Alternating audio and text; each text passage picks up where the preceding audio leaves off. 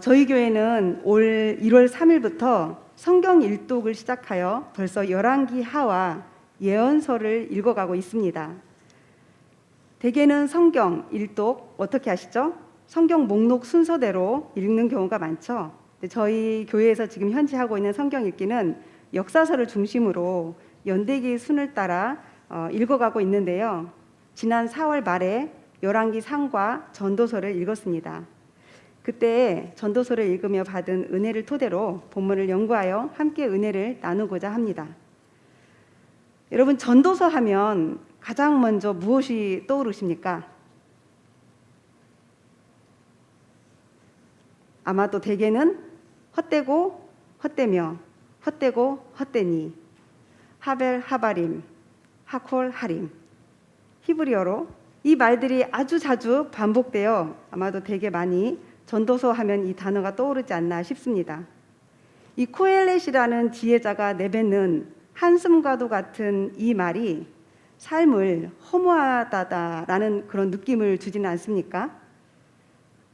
우리가 보통 이 전도서를 기록한 지혜자를 솔로몬이라고 알고 있는데 그 자신은 전무후무한 부귀영화를 누려놓고는 내가 다 살아봤는데 다 허무하고 별것 아니더라, 이렇게 말한다는 거죠. 우리는 어때요? 그렇다 하더라도 나도 한번 그렇게 살아보고 싶다, 이런 생각 해보지 않았습니까? 솔로몬이 노래한 헛된 인생을 뚫고 우리 인생이 누릴 수 있는 참 기쁨의 삶이 저와 여러분에게 활짝 열려 있다는 것을 발견하는 시간이 되시기를 기도합니다. 저는 오늘 저희가 읽은 이 본문을 세 단락으로 나누어 생각해 보려고 합니다. 1절부터 3절까지는 인생에 변할 수 없는, 변하지 않는 두 가지 전제를 말합니다. 그리고 4절부터 6절까지는 산자의 소망을 말해주고 있습니다. 그리고 이제 7절부터 10장까지가 그렇다면 이 소망이 있는 산자들 어떻게 사는 것이 유익한가를 말해주고 있습니다. 전도서 9장 1절은 히브리어 원문에 보면 연결사로 시작합니다. 키라는 연결사로 시작되는데 우리 본래 성경은 본래 장절이 없었다라는 거 좀 아시죠? 그래서 전도서 9장 1절 말씀은 바로 앞장인 8장 17절 말씀 이후에 이 연결사로 이어지고 있는 내용인데요. 8장 17절의 내용이 이렇습니다. 세번역 성경으로 제가 옮겨놨는데요. 하나님이 하시는 모든 일을 두고서 나는 깨달은 바가 있다. 그것은 아무도 이 세상에서 이루어지는 일을 이해할 수 없다는 것이다. 그 뜻을 찾아보려고 아무리 애를 써도 사람은 그 뜻을 찾지 못한다. 혹 지혜 있는 사람이 안다고 주장할지도 모르지만 그 사람도 정말 그 뜻을 알 수는 없는 것이다. 그래서 이게 8장 17절까지 내용이고 그 이후 9장 1절 말씀에 그러기 때문에 이런 연결사가 있다라는 거죠. 그러기 때문에 내가 이 모든 것을 마음에 두고 살펴본즉 하면서 헛된 인생을 살펴본 지혜자가 이제 답을, 결론을 내리고 있는 게 9장 1절 말씀입니다. 그 정답이 뭐라고 되어 있죠? 알 수 없다. 인생의 이 헛된 인생을 살펴본 지혜자의 결론이 인생 알 수 없다라는 결론을 내립니다. 조금은 김 빠진 결론 같지 않습니까? 저희는 인생의 답을 찾아보려고 성경도 읽고 하는데 말입니다. 또 우리는 내가 다 답을 알아야 좋다고 생각하고 안정감을 누립니다. 저희는 오랫동안 교육이라는 이름으로 답을 찾는 것을 훈련을 학습해오지 않았습니까? 그런데 지혜자가 알 수 없다면, 그렇다면 또 인생의 답을 어디 가서 찾아야 하나? 그러나 성경과 지혜자는 저희에게 다시 질문합니다. 내가 안다는 것과 모른다는 것이 과연 무슨 차이가 있느냐라고 질문을 합니다. 알아서 좋고 모르면 안 좋은가? 몰라도 좋고 알아서 나쁠 수도 있다는 것입니다.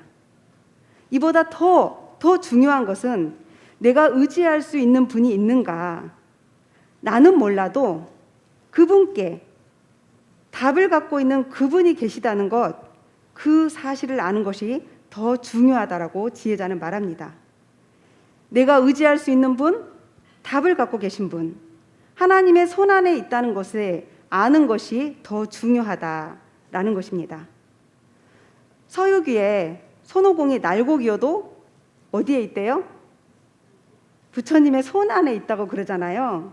그런 것처럼 우리 모든 인생들이 다 하나님 손안에 있다는 것을 아는 것이 더 중요하다고 지혜자는 말합니다.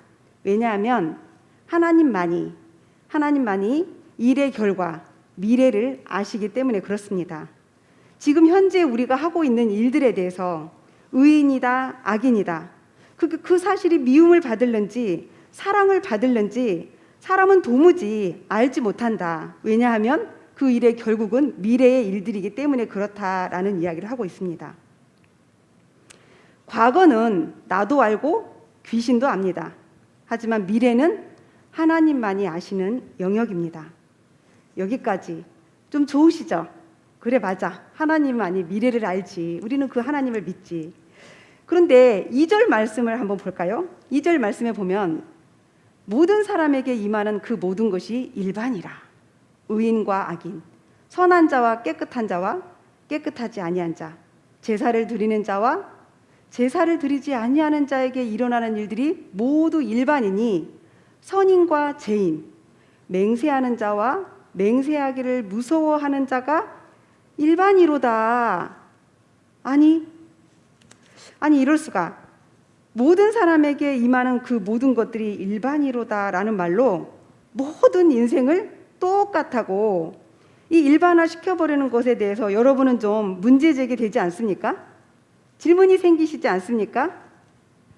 저희들한테는 구별되어 살라고 요구하시면서 그러면서 나름대로 좀 다르게 살아보려고 우리 노력하려고 이 밤에 드라마 볼 수도 있고 좋은 곳 갈 수도 있는데 예배 자리도 나오고 했는데 이렇게 제사 드리는 자와 제사 드리지 않는 자가 모두가 다 일반이라니.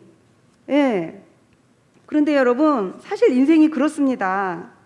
우리 똑같이 믿는 자와 믿지 않는 자 희노애락을 겪고 죽음을 맞이하는 동일한 삶을 살고 있지 않습니까? 우리는 믿음, 신앙이라는 이름으로 이런 것들을 막아보고 피해보고 싶은데 말입니다. 현실은 우리가 믿는다고 다 잘 되는 것은 아닌 것 같습니다. 오히려 악인들이 더 잘 되는 것 때문에 생각이 깊어진 사람이 한둘이 아닙니다. 전도자뿐만 아니라 욥이 그렇고 다윗도 시편 37편을 통해 그가 얼마나 고민했는지 그 흔적을 엿볼 수가 있습니다. 그렇다면 무엇이 다르단 말인가? 우리는 혜택 좋아하잖아요. 우대권, 특별 우대. 억울하고 서운하다는 생각 들지 않습니까? 그런데 여러분은 선인에 가깝습니까? 악인에 가깝습니까? 우리 전도자가 말하는 3절 말씀 한번 볼까요? 모든 사람의 결국은 일반이라. 이것은 해 아래서 행해지는 모든 일 중에 악한 것이니 곧 인생의 마음에는 악이 가득하여 그들의 평생에 미친 마음을 품고 있다가 후에는 죽은 자들에게로 돌아가는 것이라. 인생의 마음에는요, 악이 가득하더래요. 그래서 그 인생들이 하는 짓이란 일평생 미친 마음을 품고 있다가 죽는다고 지혜자가 말합니다. 모든 인생은 하나같이 악한 미친 마음을 품고 있다가 죽는다는 사실을 기억해야 합니다. 이런 악인을 선인과 일반으로 여기시고 햇빛과 비를 골고루 주시는 것이 하나님의 은혜입니다. 저와 여러분도 악인으로서 이런 수혜자라는 사실을 잊지 말아야 합니다. 이 은혜가 하나님의 손안에서 소망이 있다는 것입니다. 바로 4절 말씀인데요. 4절에 있는 산자들에게 있는 소망, 이 소망이 곧 우리에게 주어진 기회입니다.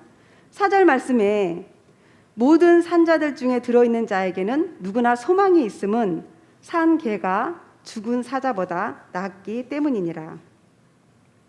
요즘의 개들은 반려견이라고 해서 가족 대우를 받습니다만 고대 근동지방에서 개는 천하고 경멸적인 대상을 나타내는 상징적인 존재입니다. 반면에 사자는 존귀하고 권능 있는 존재를 나타내는 동물이죠. 능력 있고 위풍당당한 죽은 자보다 비록 천하고 경멸받는 자라 할지라도 산자가 낫다는 것입니다. 근래 미나리라는 영화로 월드스타가 된 윤여정 씨의 입담 한 번쯤 들어보셨죠? 그녀가 데뷔 초에 겪었던 경험을 이야기한 것을 들은 적이 있는데요. 당시 데뷔 초에 감독이나 동료 배우들 가운데 그녀의 목소리와 외모를 함부로 말하는 사람들이 있었다라고 하면서 하는 그녀의 입담. 그런데 뭐 이제 걔네들 다 죽었어. 나만 남았어. 살아남는 게 이기는 거지. 딱 요 말씀이 생각이 났어요. 그녀가 한 말. 예, 살아남는 게 이기는 거지. 전도자는 산자에게 기회가 있다는 것을 말합니다. 우리가 살아가는 동안에 직면하게 되는 행과 불행, 또한 하나님의 손안에서 빚어지는 과정일 뿐이라는 것입니다. 이것이 산자의 소망입니다. 예레미야 18장 1절에서 6절에 보면요, 하나님께서 예레미야에게 토기장의 집으로 내려가라고 말씀하십니다. 그래서 예레미야가 토기장의 집으로 가죠.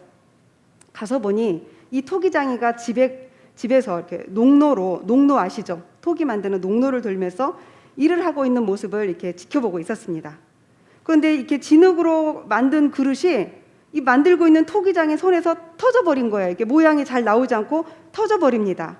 이 예레미야가 지켜보고 있는데요, 이 토기장이가 그 터져버린 진흙 덩어리로 다른 그릇을 만들어내더라는 거죠. 그때의 여호와의 말씀이 예레미야에게 임합니다. 예레미야서 8장 6절에 있는 말씀인데요. 여호와의 말씀이니라. 이스라엘 족속아, 이 토기장이가 하는 것 같이 내가 능히 너희에게 행하지 못하겠느냐. 이스라엘 족속아, 진흙이 토기장이의 손에 있음 같이 너희가 내 손에 있느니라. 아멘. 죽은 자들에게는 돌아갈 몫이 영원히 없습니다. 그러나 산 자들에게는 소망이 있습니다. 더 나은 그릇으로 빚어질 기회가 있습니다. 하나님의 손 안에서 산 자들에게 있는 소망을 붙잡는 저와 여러분 되시기를 기도합니다. 오늘 저와 여러분이 살고 있는 인생, 헛된 인생의 미래를 결코 알 수는 없지만, 그렇다면 하나님의 손 안에서 어떻게 사는 것이 소망을 갖고 사는 삶일까요? 전도자는 한마디로 엔조이 하라는 것입니다. 엔조이, 즐겨라. 아니, 전도자 때는 코로나나 없었으니까 엔조이 하라고 하지, 이렇게 말할지 모르겠습니다. 지금 저희들은 이 즐기라는, 엔조이라는 단어와 어울리지 않는 코로나 블루 시대를 지나가고 있기 때문이죠. 그러면서도 한편으로는 욜로족, 딩크족, 나오미족, 파이어족이 등장하는 시대가 바로 요즘입니다. 욜로족, 한 번 정도 들어보시지 않으셨나요? 인생은 한 번뿐이다. 그러니 어떻게 하겠다? 즐기겠다. 즐기면서 살겠다. 현재 자신의 행복을 가장 중시하는 소비 형태, 그런 소비를 하는 족들을 욜로족이라고 부릅니다. 그럼 딩크족은 뭔가? 딩크족, 더블 인컴, 맞벌이 부부들, 수입은 2배, 노 키즈, 자녀는 낳지 않겠다. 어떻게 하겠다? 경제적인 풍요를 누리면서 즐기겠다. 나오미족이 혹시 뭔지 아세요? 저 이거 설교 중간에서 찾아낸 거거든요. 나오미족. 나오미족은요, not old image. 30대 중반의 여성들이 추구하는 이 라이프 스타일로 젊은 감각을 즐기겠다라는 것입니다. 그리고 또 파이어족도 있어요. 30, 40대에 재정적으로 독립해서 빨리 은퇴한 다음에 남은 여생을 어떻게 하겠다? 잘 살아보겠다. 즐기면서 살아보겠다라는 거죠. 예, 다 즐기는 삶을 위해서 등장하는 이 종족들입니다. 인생은 어떻게 살 것인가? 즐기면서 살고 싶다라는 거죠. 근데 그게 나쁜 것이 아니라 전도자도 오늘 우리에게 하는 이야기가 인생 즐기면서 살아라, 이렇게 이야기합니다. 어떻게 인생을 즐기면서 살 수 있을까요? 코로나 블루를 예방하는 방법에 대해서 정신의학과 전문의가 이렇게 조언을 합니다. 코로나 블루, 이 우울한 코로나 블루 어떻게 극복할 수 있을까요? 각자 개인이 가진 심리적인 취약 부분을 파악하래요.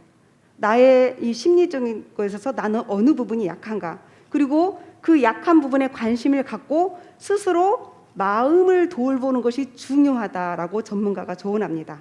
무엇을 돌보래요? 마음을 돌보래요. 그런데 여러분, 잠언 말씀, 잠언 4장 23절 말씀에도요, 이런 말씀이 있습니다. 우리 같이 한번 읽어볼까요? 시작. 모두 지킬 만한 것 중에 더욱 내 마음을 지키라. 생명의 근원이 이에서 남이니라. 성경도 마음을 지키래요. 우리 주변에서 보고 들리는 것 가운데서 저와 여러분은 하나님의 말씀으로 우리의 마음을 지켜가기를 소망합니다. 그래서 전도자가 우리에게 즐기는 방법을 이야기하는 이 말씀을 통해서 우리 삶을 어떻게 즐길 수 있는지 4가지로 살펴보고자 합니다. 전도자는 오늘 우리에게 삶을 즐기라고 말하면서 즐길 거리 4가지를 소개하고 있기 때문에 그렇습니다. 첫 번째 즐길 거리가 뭔가? 7절 말씀입니다. 먹고 마시는 것을 즐겨라고 말합니다. 7절 말씀 볼까요? 너는 가서 기쁨으로 내 음식물을 먹고 즐거운 마음으로 내 포도주를 마실지어다. 이는 하나님이 내가 하는 일들을 벌써 기쁘게 받으셨음이니라. 성경에서 먹고 마신다라는 표현 되게 부정적으로 사용할 때가 많은데요. 이 전도서에서만큼은 먹고 마시는 즐거움에 대하여 아주 긍정적으로 자주 등장합니다. 2장 14절, 3장 13절, 5장 18절, 8장 15절에도 먹고 마시는 즐거움에 대해서 이야기합니다. 솔로몬은 한때 자신이 그 즐거움을 남용하여 올무에 걸린 경험이 있습니다.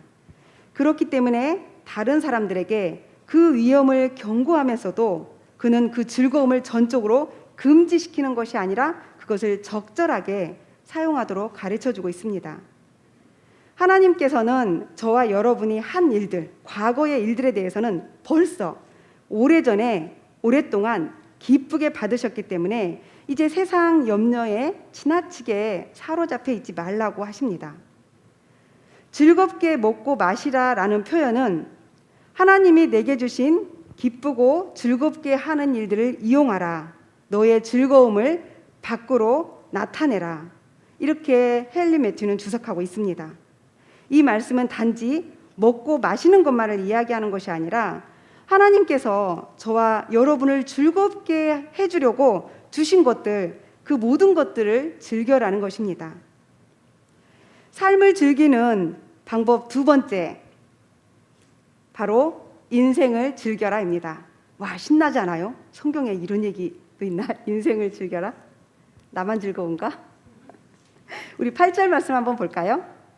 내 의복을 항상 희게 하며 내 머리에 향기름을 그치지 아니하도록 할지어다.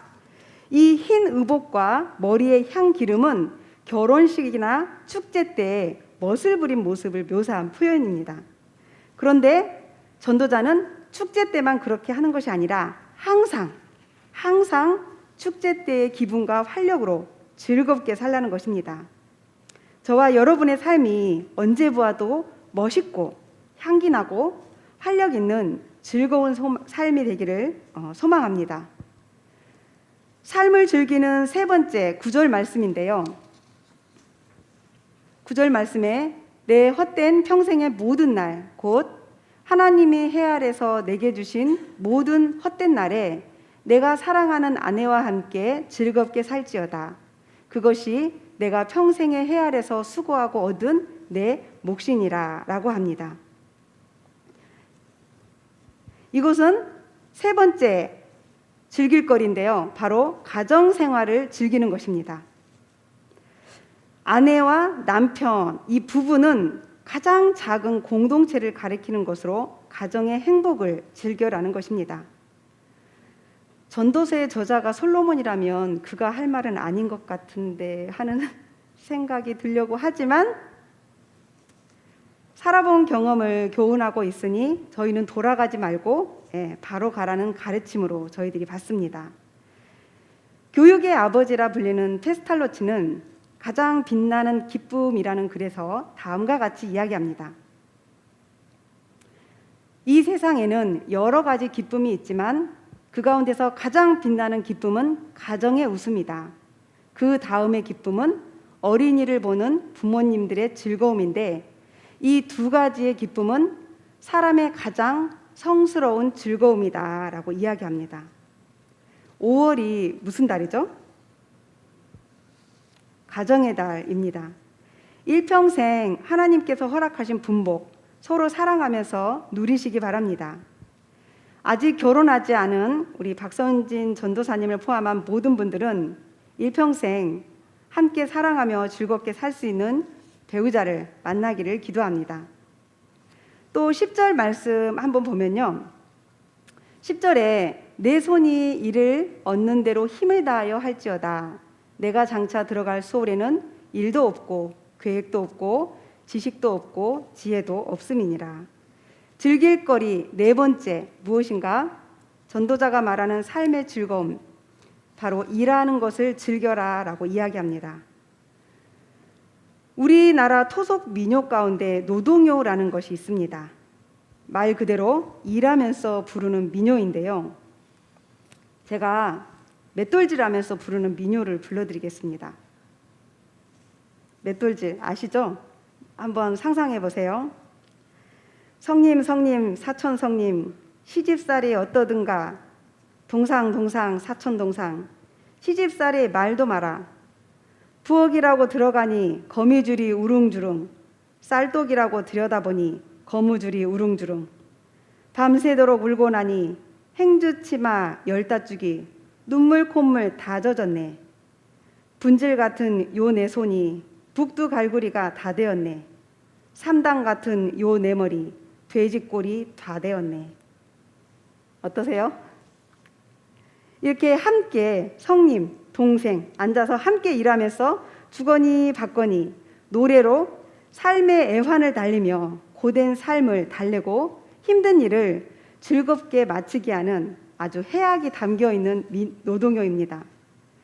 이렇듯 하나님은 저희들이 이렇게 일하면서 노래하는 것을 좋아하십니다. 즐겁게 살지어다. 은혜로운 마음의 평정심을 가지고 그것으로 세상의 헛됨을 치료하는 해독제로 삼으라는 것입니다. 이는 내가 일평생의 해 아래서 수고하고 얻은 분복이라고 하십니다. 우리는 하나님과 또 다른 생에서 더 나은 분복을 얻을 것입니다. 우리의 약속이 주어져 있죠. 그러므로 내 영혼이 더욱더 수고하고 여호와의 기쁨이 내 영혼의 힘이 되고 영혼의 수레바퀴에 기름칠을 칠 수 있도록 기쁨과 즐거움으로 먹을지어다. 기쁨과 즐거운 마음은 우리 영혼의 수레바퀴에 기름칠을 하는 것과 같다라는 전도자의 말입니다. 사랑하는 성도 여러분, 우리 인생의 결론은 결국 젖는 자의 손 안에서 안전하다는 것을 믿고 즐겁게 먹고 마시고 삶을 즐기고 가정에서 행복을 누리며 즐겁게 일하는 것이 은혜이고 축복인 것을 믿습니다. 먹고 마시고 일하고 가정과 함께하는 것, 우리 그것을 일상이라고 부릅니다. 전도자는 우리의 일상의 신학을 말해주고 있는 것입니다. 유진 피터스는 현실, 하나님의 세계라는 책에서 그리스도를 우리 삶의 모든 영역에서 놀이하신다라는 표현을 씁니다. 그래서 그 책의 영어 제목도요, Christ Place in 10,000 Place. 우리의 모든 환경에서 하나님이 다 놀이하고 계신다. 저희 삶의 모든 영역은 다 하나님의 손 아래 있습니다. 저희는 그 안에서 안전하게 전능자의 손을 믿고 즐겁게 사는 것, 하나님 안에서의 기쁨을 누리시기를 하나님께서 바라십니다. 이 설교를 준비하는데 저희 교회 안수 집사님 한 분이 떠올랐습니다. 지금 이 자리에 본인이 계셔서 제가 참 좀 그런데요. 자, 이런 간증문을 쓰신 분이에요. 제가 PPT로 준비할까 하다가 본인이 보고 민망하실까 봐. 이거 박양원 안수 집사님의 간증문입니다. 70세를 맞아 70평생을 돌아보는 간증문인데 이 간증문의 제목이 아름다운 날들입니다. 70평생을 살아보고 뒤돌아보니 내 인생이 아름답다. 그런데 이 안수 집사님의 삶의 팩트, 사실은요, 읽어보면 가난했고 사업하다 망했고 몸은 병이 들었습니다. 그러나 그런 삶의 구비구비에서 하나님을 만나고 건지심을 받고, 그리고 이제는 장성한 세 자녀와 아내와 행복하다. 이제 나에게 남은 여생 주님 앞에 충성하겠다라는 고백입니다. 오늘 우리가 지혜자에게서 배운, 지혜자가 가르쳐준 삶을 사는 그런 지혜로운 분이 저희 곁에 가까이에 계십니다. 제가 몰라서 그렇지 아마 많은 분들이 이런 삶을 살고 계시리라 믿습니다. 혹 지금 여러분 가운데 아주 맹랑한 역경을 당하고 계시지는 않습니까?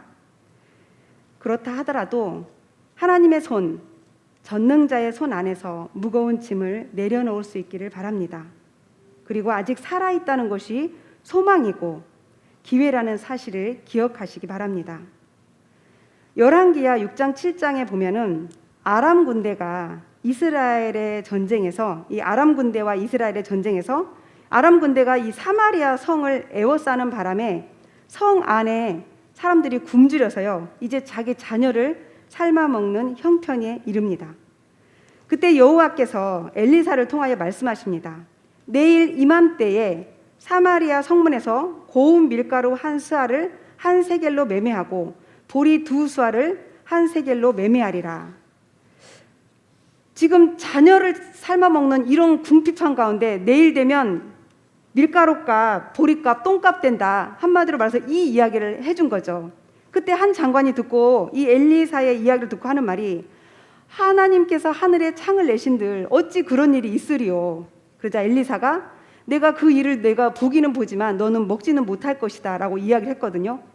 그리고 열왕기하 7장 18절에 보면 내일 이맘때, 내일 이맘때, 하나님께서 약속하신 그 전능자께서 말씀하신 그 시간, 내일 이맘때에 하나님은 정확하게 그 일을 이루셨습니다. 아멘.